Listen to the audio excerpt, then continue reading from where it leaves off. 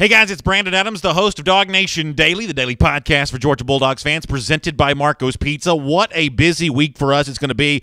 It is literally going to take us like the full week, maybe even the full summer, to really break down everything that went on at G-Day, some hints for what we might see in the fall in 2018, some things that we may have seen that probably won't end up happening this upcoming season. We got a lot to deal with. Obviously, Justin Fields, Jake Fromm going to be names prominently mentioned, but I want to start the show a little different way than that. I think that one thing was proven on Saturday, beyond a shadow of a doubt, and Georgia fans themselves ought to be proud of this. We'll tell you about that right off the top here, as DawgNation Daily, presented by Marco's Pizza, begins right now. From DawgNation.com, this is DawgNation Daily, the daily podcast for Georgia Bulldogs fans, presented by Marco's Pizza. Here's your host, Brandon Adams. I will tell you, from the word go on Saturday, I just had a great time. And, you know, I think many of you who are lucky enough to be there for a G-Day, I think that you probably feel the same way. Now, listen, trust me. Eventually, here in a moment, we're going to get to kind of all the things that happen between the white lines and what it means for Jake Fromm and Justin Fields and kind of some other takeaways. We'll do that a lot here both today and over the next few days. But can we take a breath before we get there? Can we pause for a moment to sort of look back on what we saw? And for me, it was just a really cool day to be connected to DawgNation. It was a really cool day just to be hanging out with, as the old Crispy Clark song says, 82,000 of your closest friends. You know, or whatever his number is. You kind of get my point here on this. It was a really fun day to be in Athens at Sanford Stadium. And for me, it started pretty early. You know, I got to Athens somewhere around, I think, 10 a.m., and I was going to park at a specific deck. It was going to be relatively close to some of the things I had to do there that day. And at 10 a.m., you're driving through campus. Like, there are tailgates going on all over the place. For a glorified scrimmage that doesn't start until 4 p.m., you already saw campus just sort of loaded up, lit up for the most part, with people having a good time. When I got to the deck I wanted to park in, I had to circle that thing all the way up near the top just to get a space. Once again, at around 10 o'clock for a game that doesn't start until 4 p.m. So you kind of got a sense that it was going to be a pretty hot environment, a terrific atmosphere. And, well, by the time I got onto the field in Sanford Stadium after having spent some time at Bulldog Park, and how much fun that was, by the way, we'll tell you more about that later on. But, when you got inside Sanford Stadium, you were doing some stuff, and you kind of heard the roar of the crowd, some of the cheers before the game kind of got going. Boy, it was just it was a really cool day, and it's really exciting to see. I think the energy that surrounds the Georgia football program, and I think that energy matters. It matters both for the bragging rights of Georgia fans, and I think it matters for the on-field product eventually here as well. And when Kirby Smart spoke to the media after G-Day was over, he wanted to make sure he mentioned that before anything else. We'll get into the personnel stuff. We'll get into the stats and the facts and the figures from the game. But how about the showing from those Georgia fans first and foremost? Here was Kirby Smart on that. What an awesome atmosphere. I mean, I think we say that every year, but I certainly think that was an incredible atmosphere. I tell you, the new pathway that we had to go for the dog walk was really neat. It was in a lot more shaded area. We thought there were tons of people there lining it, and I know our players really enjoyed it, and I really just want to thank our fans for being out there that early. It's probably a little warmer than I anticipated, but I thought they were awesome. As a quick aside here, Kirby Smart mentions how cool he thought the new format for the dog walk was, and I'll admit I don't know if that's just a one-time deal because of the West End Zone construction or if they're going to take that path, moving forward here. But for me, and I think a lot of parents with kids will agree with me on this, I have young kids, so I think along this way, it was cool to see the players wearing their jerseys again, walking through the dog walk area. Once again, I have no way of knowing if that's just a one-time thing or not, but I thought that was really cool. And on video, we just showed some of the images there a moment ago from that. Last year, the players wearing like the suits and ties. I think in both the Kirby Smart years as Georgia coach, it's been suits and ties off the bus for the dog walk, which is just a little less exciting. I've heard from a lot of parents of young kids that their kids look forward to the dog walk for seeing their favorite players, but when you don't have the jersey numbers on, even though Georgia now has, seemingly three-quarters of the team wears a duplicate jersey. You still sort of know who's who when you see the jersey. Kids like that, and I thought it was kind of cool to see the jerseys back on the players' backs for the dog walk here. I'd love to see that be for the full year, but Kirby is right overall that the dog walk itself was really a precursor for how big the fan support was going to be all day long. And for me, I think that Georgia and DawgNation, the fan base that makes up this football program, I think it proved beyond a shadow of a doubt on Saturday that this is the premier fan base in all college football. Not because it's going to end up having the highest spring game attendance in the country. I think Nebraska probably had more on Saturday, at least based on some of what I was kind of hearing in that regards. And maybe somebody else besides Nebraska even had more than Georgia. This is not the highest attended spring game in SEC history, not even the highest spring game attendance in Georgia history. But when you couple this with everything that we saw in 2017, the 40+ thousand people seemingly who were in South Bend, the tens upon tens of thousands of people who descended upon the Rose Bowl in California, the real high dollars that were required to get into the premier games this season, like the SEC championship. I don't think there's any fan base in America that's more starved for great college football and really feasting on that right now than what Georgia fans are with Kirby Smart. And for me, it is a really cool thing to see, and I do think it matters. I think you can draw a line from the energy that surrounds a program to the kind of recruits that choose to be a part of that energy. I think it's a really clear point. Kirby Smart's made that very explicitly in the past. I don't think it's just puffery to say, look at the showing from Georgia fans here, because I do think it impacts wins. It makes environments intense. We had the audio from Sam Pittman a couple of days ago saying that he thought that the Georgia fans directly impacted the outcome of at least a couple of games here in 2017, and it's just a really cool thing to see. By the way, Kirby Smart was sort of asked, why is it so intense now? Because since you've been here, G-Day has become just a much bigger deal. It was $93K for 2016. It was somewhere in the neighborhood of $83K for 2018. Why is it such a big deal now? And I frankly love Kirby Smart's answer to this question. Take a listen. I just think that people like Georgia football. I mean, why, when you have an opportunity on this nice spring day to come to Athens, I know I'd be dying to come if I lived anywhere in the state or in a 5-hour radius. Get out of the house, get the kids out of the house, come watch a game and see the new guys out there, see who the new faces are. I think some of it's recruiting, but I just think people enjoy football in Georgia, and they want to come watch it. I'm glad they do, because the impact that it has on recruiting, I can't tell you how many recruits are out there going, oh, my gosh, I can't believe this. Just can't get over it. But it's the norm here. It's the way it should be. I mean, we've got a great fan base, and they turn out for it, and we try to put a good product out there for them and make it a good, entertaining game. And sometimes it is, sometimes it isn't. I like the line there at the end. But overall, if you could bottle up that answer and sell it for $10 a piece, you'd be a millionaire, because it is so succinctly stated and yet at the same time so perfect. It really is just that simple. And that, for me, is like the whole bottom line for this whole conversation, that this is not a complicated deal. People in Georgia love college football, and people in Georgia, at least a lot of them do, about 1 million of them or so do, really, really like Georgia football. And right now, Kirby Smart is just selling it better than anybody else has ever sold it at any point in time in the past. There is an unmistakable energy around this program. You saw it early on Saturday morning. You saw it late into Saturday night. I didn't get home till real late on Saturday. The whole day, from dawn till dusk, even until beyond midnight, was just an incredible day for Georgia football. And as Kirby says, it does impact recruiting. And I think that Georgia's going to gain some recruits because of another big showing put on there. And I think that Georgia fans can say we played a big role in making it happen. My name is DawgNation. My name is not DawgNation Daily. That is my Twitter handle. That is the show that I do. I actually was given a name by my parents, though, and it is Brandon Adams. I'm really glad you're with us here today on DawgNation Daily, though. That's the daily podcast for Georgia Bulldogs fans, and there are a lot of ways you can get to us. On video, on Facebook, and on YouTube at 10 a.m. on the DawgNation video channels, also coming soon to the DawgNation Twitter page. We're not there today, but we will be coming there soon if you want to watch the show on Twitter, if the YouTube and the Facebook not quite good enough for you. We are on Twitter today. Excuse me.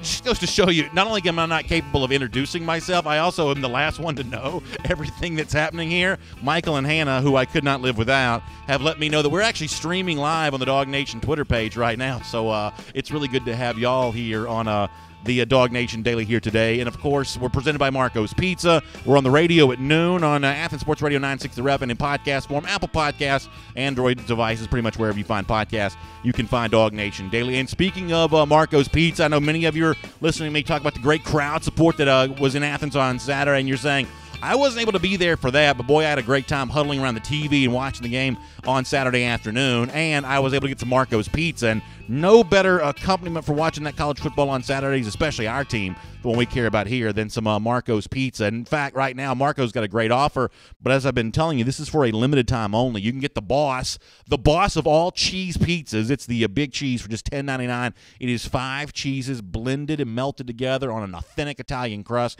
It is great, and what's great about it is just $10.99 for an extra large. That's a great deal. Go to marcos.com. You can find yourself more information on that. We got Chip Towers coming up. Let me get serious here, though, after a couple of stumbles and blunders a minute ago and a lot of nice things to be said about UGA fans. There's obviously some serious business to be dealt with when it comes to 2018 G-Day, and that's the performance of the 2 quarterbacks, or at least the 2 main quarterbacks. We'll get into Stetson Bennett maybe a little bit later on this week because I thought the number 3 quarterback had some nice moments himself. But it's Fromm and Fields that are going to get a lot of the attention coming off the game on Saturday. And I will admit, I went back and watched part of the game on TV yesterday. I haven't finished rewatching the game yet, but I was watching a lot of the early going there, and it does seem that Jake Fromm was just about a half tick off or so, maybe a degree or 2 off in terms of his accuracy. It wasn't his best game, almost for sure. When the game was over, Kirby Smart did offer up his evaluation of Fromm on that. Take a listen.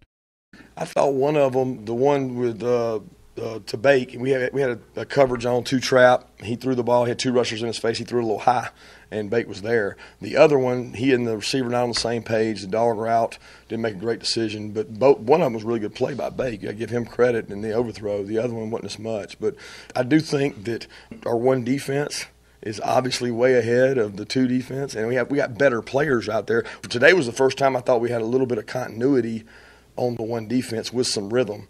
Really hasn't been like that much all spring from a continuity standpoint. So not a great showing from Jake Fromm. Maybe the extra challenge for going up against the number 1 defense. But what's really important to me to make sure that I say here, and I'm going to say this a lot over the course of the next few weeks, is that to evaluate Fromm too harshly on the basis of 1 game that doesn't even count in the standings, it's only a game if you loosely define it. I just think that's disrespectful to a guy who really was a hero for Georgia football in 2017. And I love Justin Fields, too. You're going to hear me praise him like crazy over the course of the summer here, too. But let's be careful not to throw too much dirt on Jake Fromm after what he has done for Georgia in a spectacular, among the finest freshman quarterback seasons you'll ever see. I'm not going to change my opinion on him on the basis of what was, I think even he would probably admit, a bit of a lackluster G-Day. However, with that said, not a great day for Fromm. How about the debut of Justin Fields? There were some things to like, and here's Kirby Smart on that. He's gotten better. He's more comfortable with the offense, but I'll be honest, I never felt like he was behind with the offense from day one. He's done such a good job coming in and learning. It's not like it's been a growth process. He's gotten more confident. He's able to move around in the pocket and create some things when things break down. Yeah, so and I think that praise from Smart there of Fields' ability to learn the offense, I think there's something to that. I think that's important here because we know what he brings from the athleticism standpoint with the big throwing arm, the ability to make guys miss and run. I thought he got jobbed by the officials a couple times on what was ruled a sack when it clearly was not supposed to be, at least from my mind. We know he brings that to the table, but being a good quarterback in the SEC is about understanding what your offense requires from you and what to expect from opposing defenses. And Kirby Smart would not throw a compliment Fields way in that regard unless he really meant it because of how important it truly is. So I take it seriously when Kirby says, I was never worried about Fields learning all this stuff. He's never been behind. That feels like a fairly significant compliment. When it comes to both these quarterbacks, I think Kirby Smart also points out that they were both somewhat impacted by drops in the game from wide receivers. Here is Kirby on that aspect of the evaluation. We had a couple drops. Thought both quarterbacks, their receivers had some drops, but we're trying to gain confidence.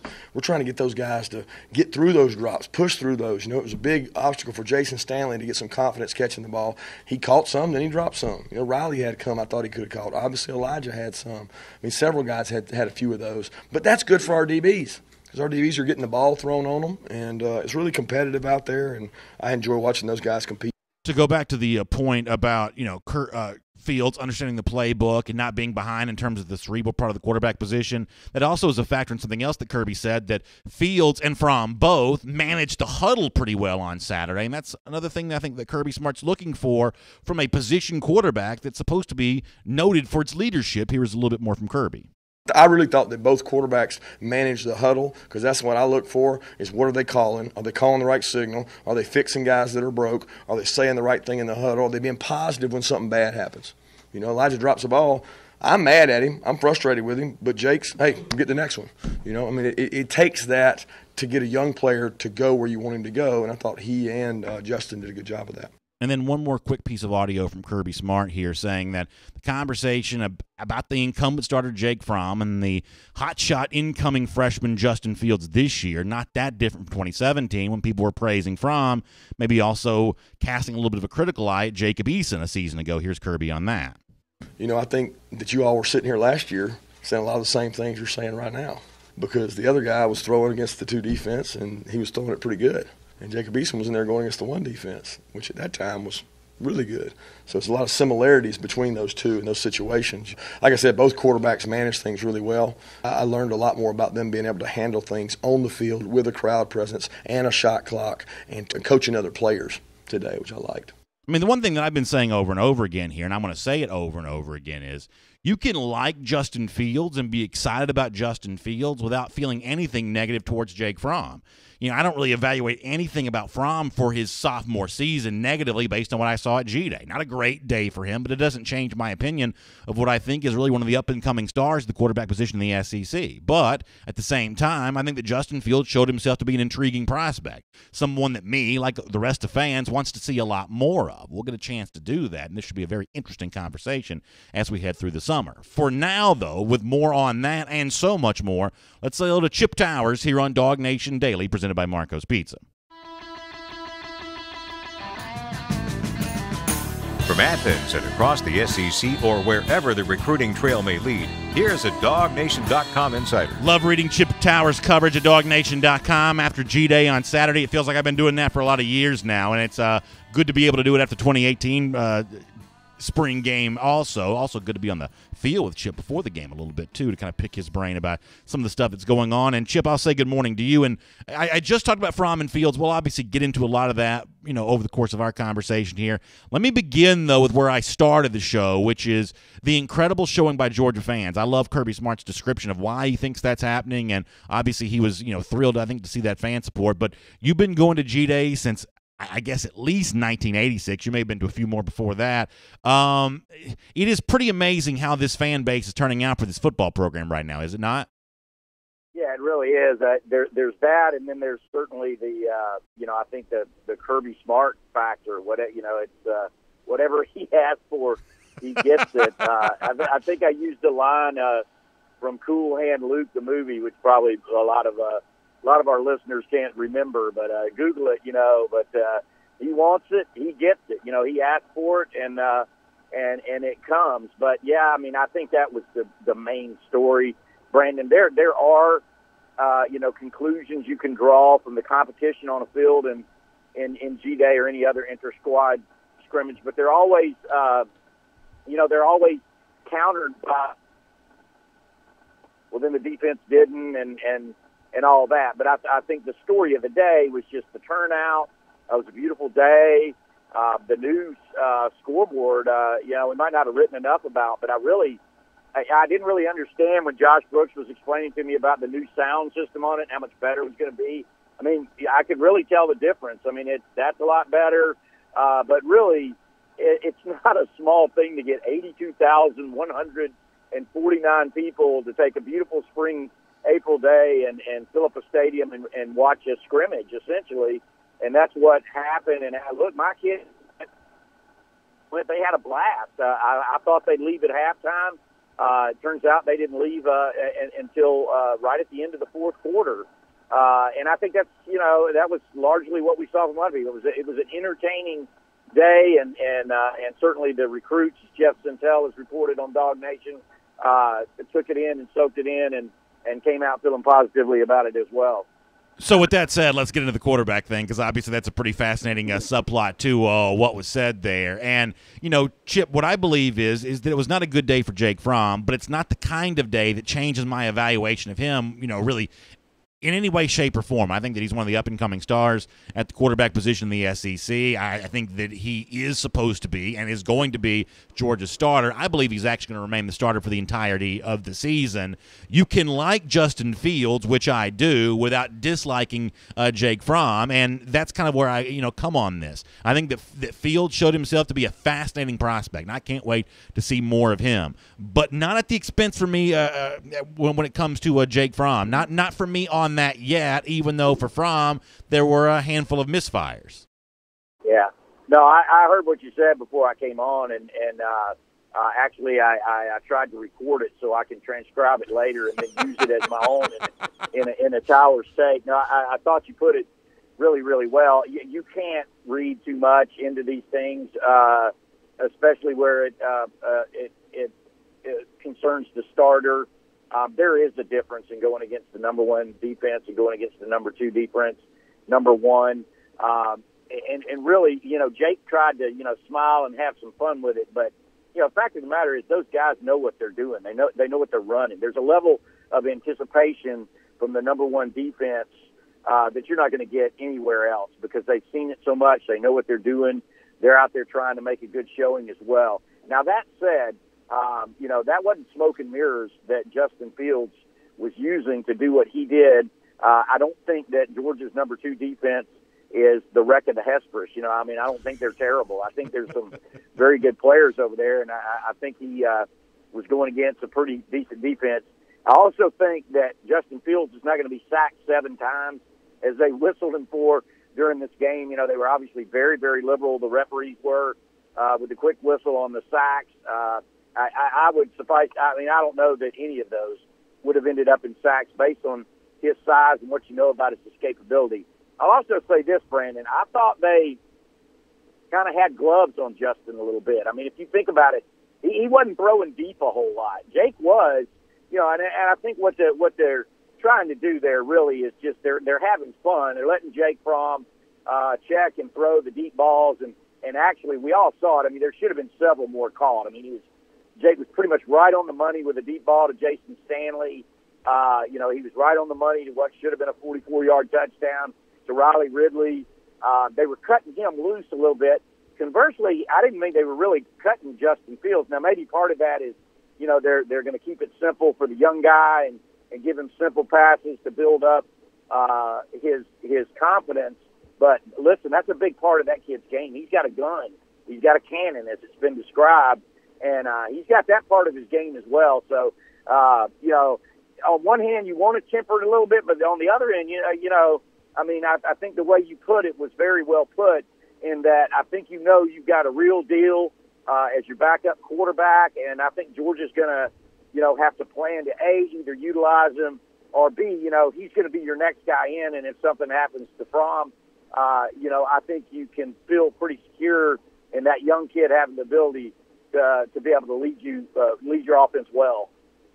Let me do a quick follow-up on this that addresses 2 points, and then I promise we'll talk about a different position here at a certain point. I thought that Kirby saying something to the effect of, and I'm going to paraphrase here, but something to the effect of, I was never worried about him being behind with the offense, seemingly making it sound like the cerebral part of the quarterback position has never been too much for Justin Fields. I find that interesting for 2 reasons. The first reason is that to me is always the highest barrier to cross to get on the field. It's one thing to have the athleticism and the throwing arm, but can you understand the quarterback position? It sounds like Fields can. I think that's significant. Chip, the other thing here is Kirby Smart, at least based on everything I've ever heard, has never done anything to kind of quiet the expectations for Fields. I think last year Kirby played games with how he talked about his quarterbacks. He talked up Fromm, I think, as a way of sort of motivating Jacob Eason. There's no games being played here right now when it comes to these 2 quarterbacks. He's content to let sort of pro Fields fans say what they want to say, or maybe even, media members. And he's just sort of he's sort of content to let all this sort of float out there in the atmosphere right now, which I think is also kind of interesting in its own right. Yeah, I think that's an astute observation. And I think, kind of in between the lines, it speaks to the confidence that that Kirby Smart, and certainly Georgia's offensive coaches, Jim Chaney and James Coley, have.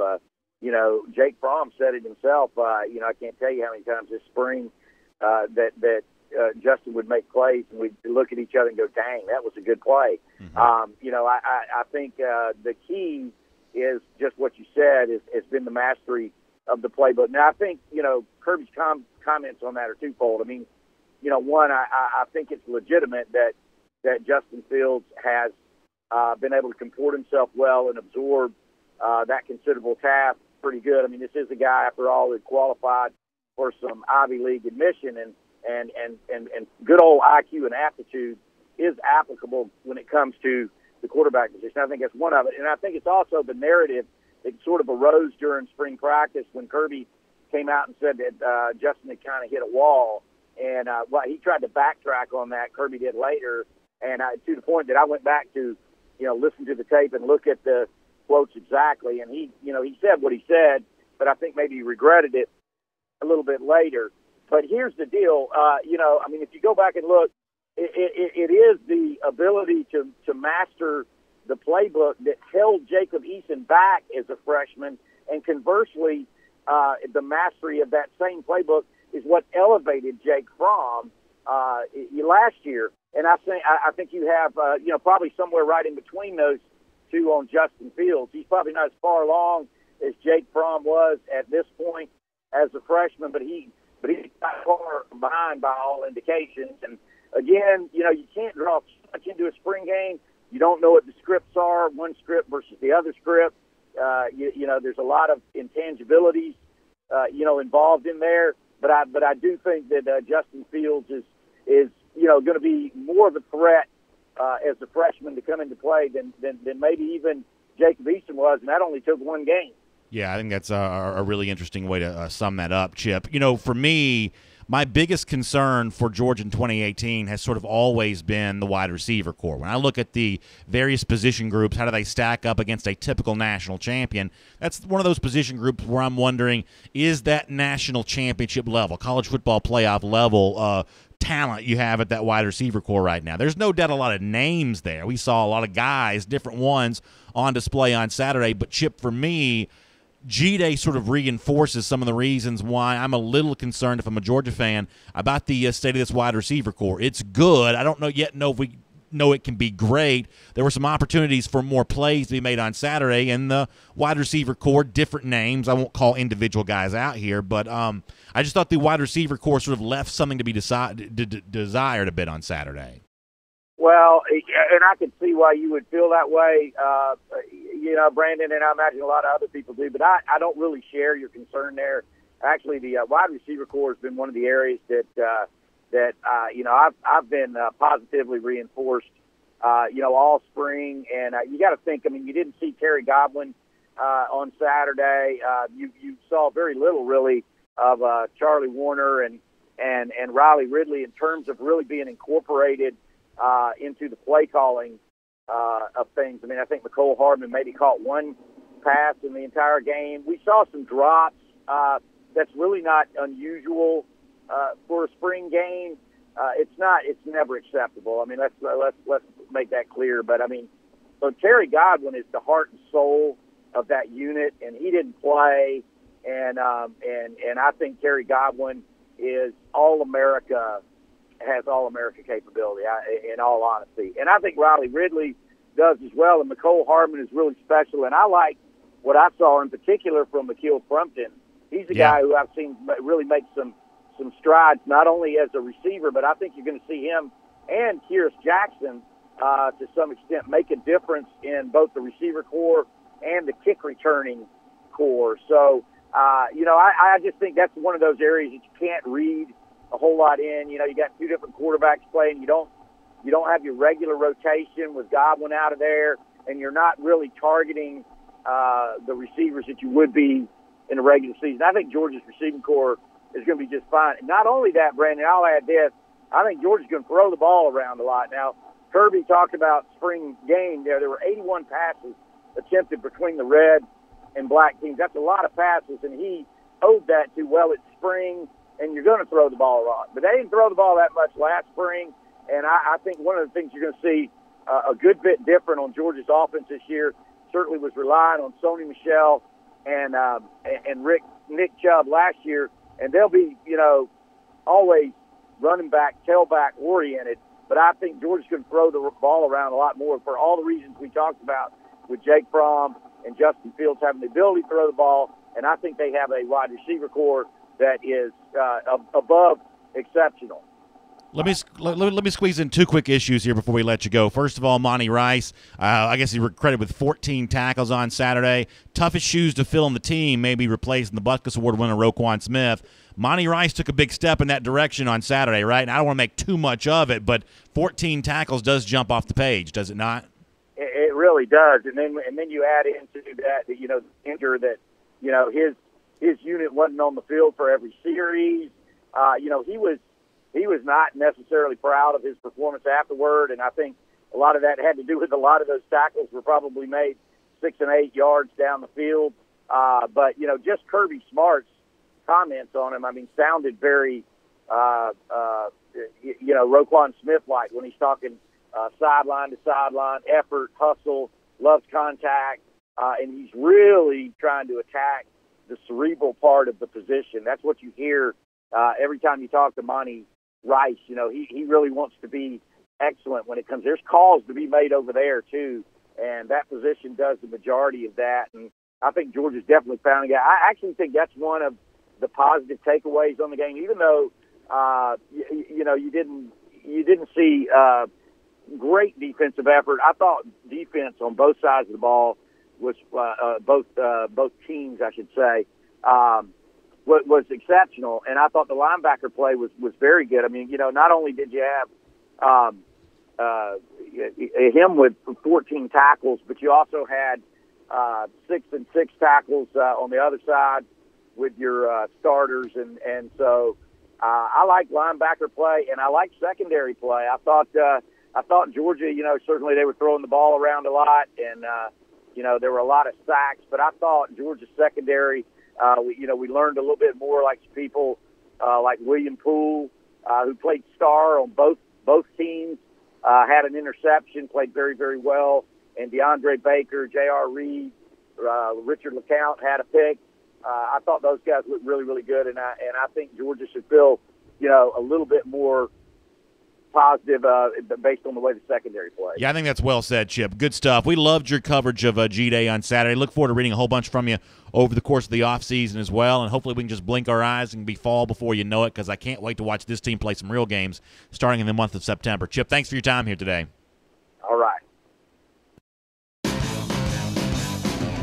Let's take a look around the rest of the league. This is SEC Through. Yeah, I'm going to talk more about this in a moment. I was actually watching our Facebook comment section while we're talking to Chip Towers there, and so many of you were, Eric Moody mentioning Akil Crumpton, Miriam Martin-Corbin talking about the size on the second offensive line, and I'm going to deal with that more in a couple of minutes. That for me, in addition to the support of the Georgia fans on Saturday, and obviously you want to deal with the two quarterbacks, the other big issue I think you got to deal with is I have never seen a Georgia football team look more talented. I've never seen a Georgia football team that looks deeper than what this one looked like on Saturday. Not everybody played perfect, and the game itself was, as Kirby Smart said, maybe a little sloppy at times, but boy, you don't really see that many guys, if anybody at all, on either the main performance for the red or the black team that look like they don't belong in an SEC field. This is an incredibly deep team right now. And some of those guys, as Chip said, even like some of the 2017 signings at defensive back, guys we've asked questions about here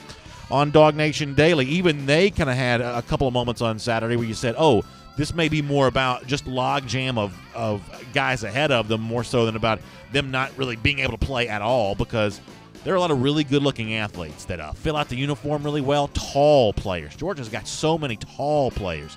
Jeb Blezevich mentioned this. We did the DawgNation postgame show after the game at the UGA bookstore, and Jeb's a pretty tall guy. I'm 6'2". Jeb is significantly taller than me, and he said, you know what, on this Georgia team, he was saying this after the show was over with, that on this Georgia team now that he's not really among the taller of the players. And, obviously Kirby Smart's made a concerted effort to recruit big guys that have that height, tall players. You can hang some meat on that frame. And that's what Kirby Smart's made a big push for, and that's noticeable at G-Day. William Poole, playing both ways, coming up, I think, the pick at one point. That's long armed. That's a guy that's really got that physical components to be a really good player, but we'll do more of that here in a moment. Let me squeeze in some SEC through talk now. And by the way, for those of you that joined us after the game at the UGA bookstore or before the game at Bulldog Park, what a great time that was. How much fun was it to hang out with David Pollock a little bit there on Saturday afternoon? That was really fun. David Green, much the same way, the former Georgia quarterback. We had a great time over at Bulldog Park and at the UGA bookstore, the DawgNation postgame show. So one of the things that's going to be a big deal here over the course of the next couple days is we're going to hear a lot from Alabama people. I can already tell you this is true. I can already tell you this is going to happen. And, one of the things that the Alabama folks, including my buddy Mike Johnson, one of the things they're going to try to tell you is that the quarterback situation at Alabama is no different than the quarterback situation at Georgia. I don't believe that's true. Now, I'm obviously going to preach to the choir here a little bit on this, but it doesn't mean I'm wrong by what I say. There is a scenario about Georgia's quarterback situation that I think is much better, much more favorable than the situation at Alabama, where, once again, Jalen Hurts struggled on Saturday, and I think struggled in such a way that might be disqualifying for him actually being the Alabama starting quarterback this fall. This was a stage-to-himself type moment. I guess Mac Jones, the third-string guy, actually played fairly well, but I'm not going to read too much into that when it comes to a spring game for Mac Jones. This is really more about Hurts without Tua Tagovailoa playing in the game, Hurts having a chance to make a name for himself. I think he failed to do that. I think that's bad news for Alabama because now you have, guy like Mac Jones who has not ever played a down before in college football, or at least, an inexperienced type guy here. And I think that's, if Jalen Hurts makes good on what his father said and he ends up transferring somewhere else, I think Alabama's in a mess because of that. And they'll come back and say, well, you know what, Jake Fromm didn't, have the world's best G-Day either. And while that may be true, here's the one thing that's different about Jake Fromm in comparison to Jalen Hurts. Jake Fromm has never been benched during a game before. Jalen Hurts got benched in the most significant game of all for Alabama, got yanked out at halftime of the national championship game. Not only has that never happened to Jake Fromm, there's never been a reason for that to happen. Once Fromm got on the field, he did only things that made you want to see more of him in a uniform. So Fromm is a lot more solid and a lot more in control of the Alabama quarterback job, I believe, than Jalen Hurts ever was here.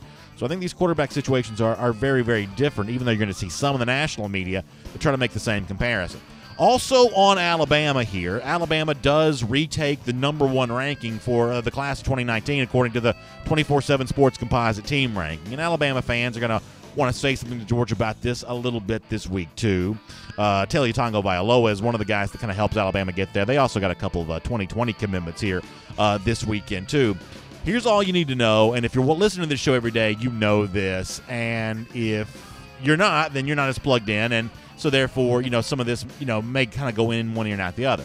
Fact of the matter is, the Alabama recruiting story right now is very much going in a different direction than what Georgia's is, even if Alabama's currently ranked #1. There are a handful of players that Alabama is desperately going after that Georgia, for whatever reason, has just chosen not to go after. We are in an era right now, heading into December of 2018, February of 2019, where Alabama and Georgia aren't really recruiting the same players quite as much anymore. There are some guys that are on Georgia's radar that Alabama can't seem to get on that radar, and there's some guys who are Alabama's giving a lot of attention to that Georgia, for whatever reason, is just choosing not to. So, don't let the #1 ranking of April fool you here. For now, there is a momentum that Georgia has on the recruiting trail. You're going to see this start to play out here over the course of the next few weeks, I believe, that I don't believe that Alabama can match. A couple other things to get to here real quick. On SEC Country Live today, we're going to deal with a lot of what Jeremy Pruitt had to say after his post-game press conference. I was actually a little bit surprised by the reaction to some of this. I thought it would be better received than it seemingly has been. Pruitt, first of all, said that some of his players quit during the spring game, which is a pretty harsh criticism for the first time we've seen him wearing Tennessee coaching gear and anything close to a sanctioned environment. I thought that was kind of interesting from Jeremy Pruitt on that. But the thing that he really said that got the most attention was really challenging the fans. Some of them who did not fill the stadium, saying that they had justifiable reasons not to have been there. Some of them were just sitting at home and they should have been there. And there was some criticism on some Tennessee message boards about that. I actually thought that would be better received than it was. But, man, Pruitt he's quite a volatile personality. I don't think it's too much of a stretch to say that he's been a bit of a hothead in the past. How does Philip Fulmer, the more stately, old guard SEC guy, feel about Jeremy Pruitt sort of butting heads with his own fans from the word go here in his first spring game. This may be an example of some of that friction between these two that we've expected to come at some point here. Maybe it's getting started a little earlier. We'll talk more about that. And by the way, Georgia's crossover opponent from the SEC West, LSU, also has its spring game on Saturday, and really no resolution whatsoever to this quarterback job. The talk as of late had been about Miles Brennan, been about Noel Narcisse, but it's really the third quarterback in that competition, Justin McMillan, that actually probably played the best on Saturday. So a long way from knowing who the LSU quarterback is going to be. But that LSU defense did look pretty good on Saturday. That's a group that's probably as advertised, and I would imagine some Georgia fans are paying attention to that. Among the better defenses that Georgia's probably going to face all season long, maybe that LSU group when Georgia goes to Baton Rouge in October. And with that said, we'll make that your SEC through.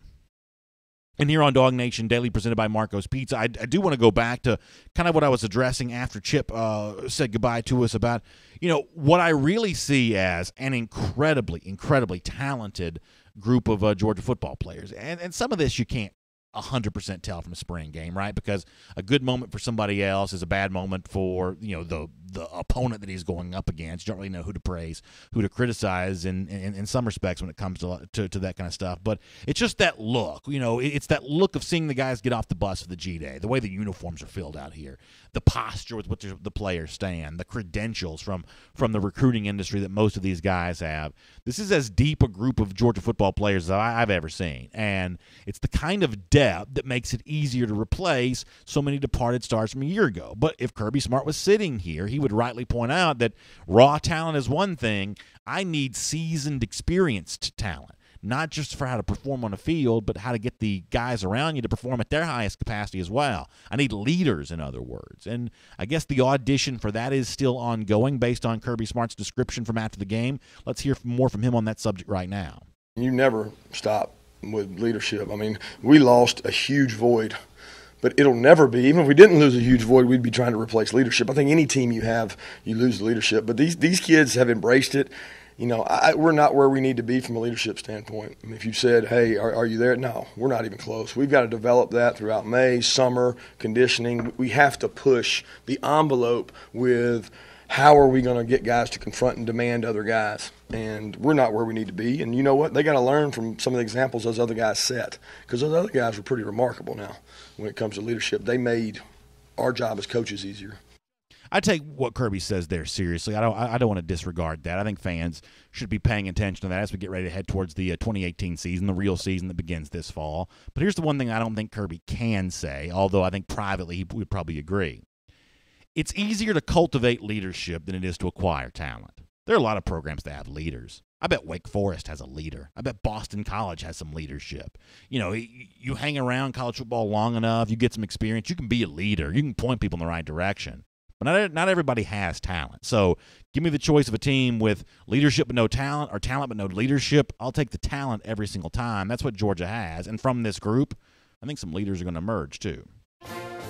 All right, so we get ready to wrap up the show here today. I mean, listen, overall, even with a somewhat sloppy game at times and some interesting questions being asked about some of the performances, I think the 2018 performance from Georgia G-Day was just a fascinating thing to behold. It was really great to be a part of it. And for me, it was sort of the first time to see some people since January in Pasadena, or December in the SEC championship game, or even bumped into some people who had traveled with us for our DawgNation invasion to South Bend back in September. And what Saturday almost kind of became a little bit was that moment of reminiscing about just how great the 2017 season was. And obviously that always comes with the caveat and anticipation that the future is going to be even better. And here on our program, DawgNation Daily, presented by Marco's Pizza, we do have that great sense of anticipation, that there is a great future on the horizon for us all. Can't wait to enjoy. It also includes 187 days from right now when Georgia beats Florida again. It's our Gatorator Countdown. We'll see you tomorrow. And for those of you watching us on video right now, let me say hello to you. I'll say hello to Facebook and YouTube, and we'll also pull up the Twitter feed here for the first time. Now, I'm going to warn you, as our YouTube friends are fond of pointing out, sometimes toggling between the various feeds, not my strength anyway. The Twitter feed's even tougher because, I don't know, when you go into it, it's like I just clicked. Now I'm going to click something again, and now I'm here. So it looks like I am here. So if y'all want to throw a few test comments over there on the Twitter feed, we'll see if we can kind of get that going here a little bit. Eric Moody says thoughts on Akil Crumpton. This is back on Facebook. I thought that Akil Crumpton had the single most exciting play of the entire day. Now, it's also a little bit weird for me anytime a guy, once I get used to a guy in one jersey number changing, he wore 16 a year ago, we're wearing 25 now, that takes you a little second to get used to. But the single most exciting play of the day, and I guess it was on a catch from Fields, when somebody really kind of laid a lick on him, he bounced off of it, stayed on his feet, and then just like a little June bug, just cut it up and kept on going. Man, he really showed you some of that. He's diminutive. He's not a big guy, but he's fast, and he showed you some of that toughness by staying on his feet, and I think that he's in the mix here. I'll also mention, Karis Jackson here, very different-looking guy than Akil Crumpton. Karis is one of the biggest slot receivers I've seen. I mean, he's already above 200 pounds. That's a load to deal with there as a slot receiver. So I was really interested in both those guys, that kind of slot receiver role for very different reasons. Akil because of his obvious speed and quickness. Karis just because it seems like you could do some really interesting things with a guy that's almost like an extra tight end. He's 200 pounds for a receiver like that's pretty big. So I like both those guys in that regard. I also thought, and I guess Kirby foreshadowed this a bit. Maybe I didn't pay enough attention to it at the time. Crumpton and Jackson both as potential special teams type guys. Punt returners maybe. Karis got a chance to return one. I was never quite sure of the rule on this, if it was supposed to be a live return or not, if he just did it when he wasn't supposed to or what that was. But he showed a little burst and taking that ball and going with it. And obviously, what Crumpton is able to do. Austin Kilby says, BA, what Twitter handle are you live on? So it's not my own personal Twitter handle. It's not DawgNation Daily. It's the DawgNation Twitter handle, at DawgNation. If you're not following at DawgNation, that'd be a great follow for you. But at DawgNation on Twitter is the place to go for that. Eric Moody also says on Facebook that he's actually excited about the receivers this year. Yeah, I mean, I don't want it to be sort of cast that I'm not excited about them or sort of unfairly disparaging them. I think the one thing you're going to hear me say on all of our comments here from now on is when I judge a player or a position group, I'm judging it by a national championship standard. I think that's the way that we all need to be here. And from the national championship standard, I think this group still has some questions. Let me go to YouTube here for a moment to make sure I'm getting everybody involved here. By the way, no matter how you watch the show, appreciate you watching it. Brian Kephart says, so I guess Tennessee finally beat an SEC opponent. That's a funny line. Yeah, they finally got to beat them. 98 Sports Talk says, BA, talk about what you saw out of Monty Rice. So I obviously love seeing him compile those tackles the way that he did.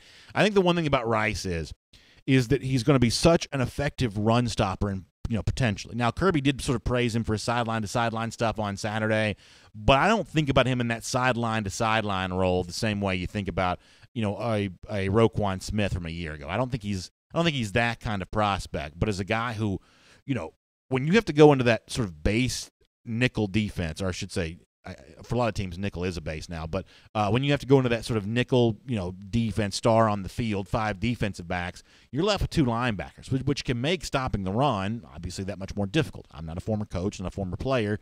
I don't think you have to be an X's and O's expert to understand why that's true. You got 5 guys in the secondary. That only leaves you room for, in some cases, the 2 linebackers there, and, that makes stopping the run more difficult. But to have a guy like Monty Rice, who looks like he might be a bit of a run-stopping specialist, I think it kind of gives you an exciting option there. On YouTube, Eric Edwards also says, shout out to the stadium production crew for the awesome season recap video before the scrimmage. Yeah, I thought there were a lot of really cool video elements on Saturday. Y'all can correct me if I'm wrong on this, but they had these separate video introductions for both the red team and the black team. I don't remember them having done that before. Did I just miss that? Because I thought that was kind of cool.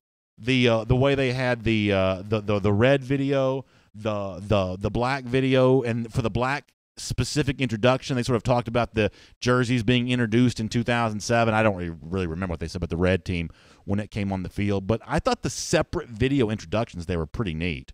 Jacob Mahaffey says that this is on YouTube, that Brenton Cox looked really nice on Saturday.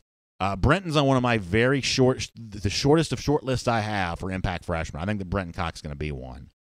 Tremel White says Richard LeCount was all over the field. His speed at safety is incredible. I am really excited about LeCount. I think that that he's going to be one of the real answers for Georgia at the defensive secondary position.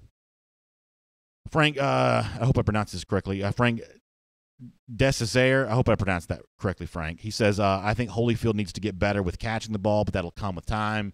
That is true.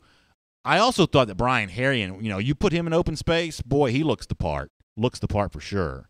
Juwan Smith says that Matt Landers showed some flashes. Yeah, Landers is obviously, exciting for some fans because of his stature. He looks like Javon Wims. Now, it's going to be hard to play like Javon Wims. Wims had a really good year, but he certainly looks like Wims.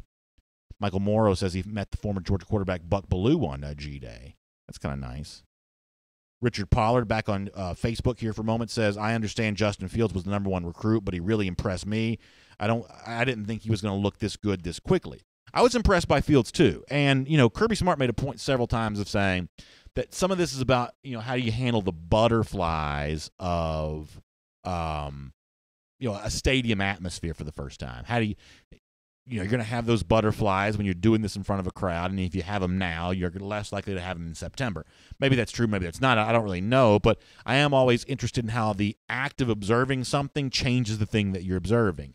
And Fields observed by, in a stadium atmosphere like that, more people than have ever seen him play a football game before. He wasn't really fazed by that at all. That was also true for Fromm, also true for Eason back in 2016. Some of this is just probably the nature of being a highly regarded recruit. You get a lot of attention on TV in other ways, before you get on campus. But there's an athletic swagger that Fields brings with him to Athens that's unmistakable here. This is a confident young man, and I think confident in a good way here, so that's exciting.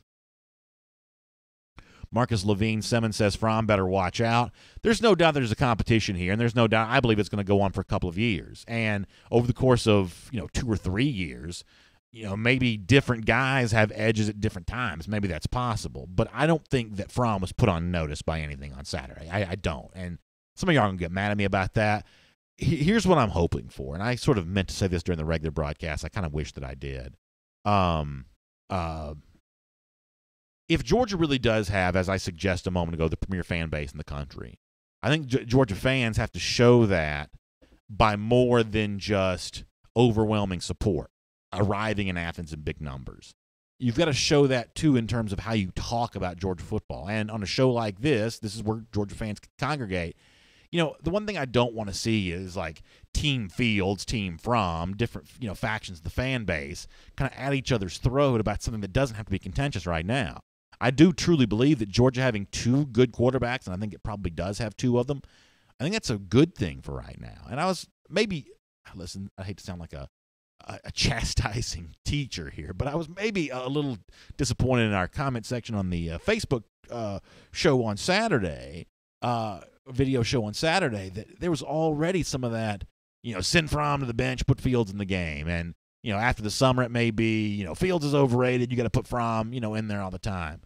Can we not just enjoy both these guys? And I don't want to be naive. I don't want to be a Pollyanna here. But to me, this is something worth celebrating. This is something worth being excited about. The present tense of Jake Fromm, the future of Justin Fields. How could it get any better than that? Over on Facebook says, Michael Nick says, BA, it was a real pleasure getting to meet you before the game, as well as getting some autographs from David Pollock and David Green. Yeah, Michael, thanks for coming by. I really appreciated that, too. I had a chance to meet so many nice people on Saturday. People coming by the Bulldog Park thing before the game, after the game at the bookstore for the DawgNation postgame show, really around Sanford Stadium all day long. Georgia fans are just incredibly nice people, and it was really cool to be able to hang out with so many people this weekend. That was a really fun thing on Saturday. Gregory Nowak on Facebook says, offensive line thoughts. They look big, impressive, in my opinion. Left guard position still open for Sawyer to step in and take. There was some more to that comment there. I kind of ran out before I got to read it all. I agree with everything that you're saying, and I was looking at that second offensive line on Saturday, and to me it is a joke that Georgia's second team right tackle right now is Cade Mays. And Notori Johnson's a second-team guard. And, I mean, these guys would be candidates for starting jobs at a lot of different SEC schools. To think that they're, second team at Georgia and having to fight to hold on to that second team status in some regards. When I think of during the regular broadcast, I mentioned how much depth that Georgia has right now. I don't think that depth is more evident anywhere than it is along the offensive line. And as the commenter a minute ago just said, you saw the kind of interesting position stuff between Kendall Baker, who got the start after Solomon Kinley had been working at practice, at least reportedly working at practice, as the starting left guard, some leading up to G-Day. That's a pretty interesting position battle, but it may just mean that's a spot that's open later on in the summer for Jamari Salyer, who I believe is going to arrive college ready to maybe step in and earn that job there. That should be very interesting to kind of watch that competition. So we were on Twitter today. The comment section is still kind of in its is it nascent? Is that the word when something's new? We're sort of in our nascent stages there on the Twitter comment section. Some of y'all may have to pop over and do some comments tomorrow just so we can kind of test this out and see how that comment section is going to work here as I try to toggle between all three of these. But thanks so much for watching the show, no matter how you watched it. I know that Marco's Pizza thanks you as well. I think we're heading for a really fun 2018 season. I am so optimistic about the future of all this. I think it's going to be really, really great. I appreciate y'all being with us. See you this afternoon, 3 p.m. Eastern Time for SEC Country Live. We'll have the audio version of our podcast posted here very, very quickly. And we will be back tomorrow morning, 10 a.m. for another episode of DawgNation Daily Live presented by Marco's Pizza. We'll talk to you then.